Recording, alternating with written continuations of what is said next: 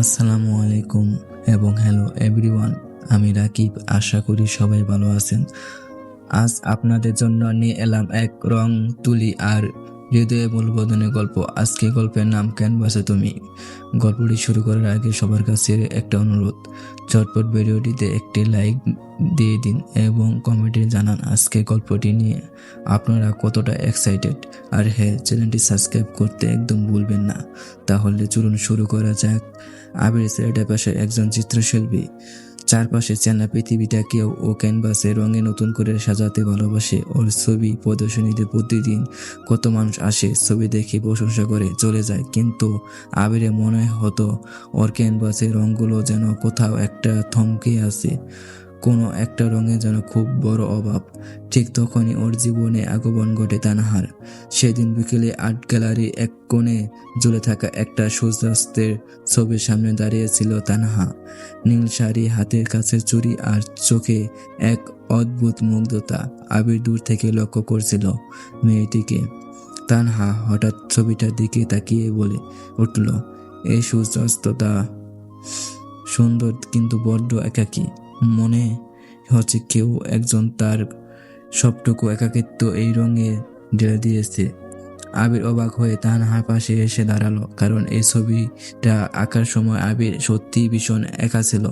ও মৃদু হেসে বলল, ছবির পিছনে গল্পটা এত সহজে কিভাবে বুঝে ফেললেন? তানহা ঘুরে তাকিয়ে হাসলো, সেই হাসিতে যেন পুরো গ্যালারি আলো ফিকে হয়ে গেল। সে বলল, সব রং তো চোখে দেখা যায় না, কিছু রং মন দিয়ে ছুঁয়ে নিতে হয়। এরপর থেকে আবিরের ক্যানভাসে এক নতুন রঙের ছোঁয়া লাগলো। সেই রঙের নাম তানহা। তানহা পড়ায় আবিরের স্টুডিওতে আসতো। আবির যখন ছবি আঁকতো, তানহা তখন চুপচাপ বসে ওর তুলিতে আসর দেখত। কখনো কখনো তুলি কেড়ে নিয়ে নিজেই ক্যানভাসে এক কোণে ইচ্ছা মতো লাল নীল রং লেপটে দিত। আবির রাগ না করে শুধু তাকিয়ে হাসতো। একদিন আবির তানহাকে বলল, তানহা, আমি একটা বিশেষ ছবি আঁকছি, কিন্তু ওটা শেষ করতে তোমার একটা সাহায্য লাগবে। তানহা চোখ বড় বড় করে বলল, কি সাহায্য? আমি তো আঁকতে পারি না। আবির বলল, তোমাকে কিছু করতে হবে না, শুধু সামনে রবিবার লেকের পারে ওই কৃষ্ণচূড়া গাছটার নিচে এসে দাঁড়াবে। রবিবার বিকেল, কৃষ্ণচূড়া গাছের নিচে লাল টুকটুকে শাড়ি পরে দাঁড়িয়ে আছে তানহা। ওপর থেকে ঝরে পড়া লাল ফুলগুলো ওর চুলে এসে পড়ছে। ঠিক তখনই আবির একটা বড় ক্যানভাস নিয়ে ওর সামনে এসে দাঁড়ালো। তানহা ক্যানভাসের উপর থেকে পর্দাটা সরাতেই স্তব্ধ হয়ে গেল।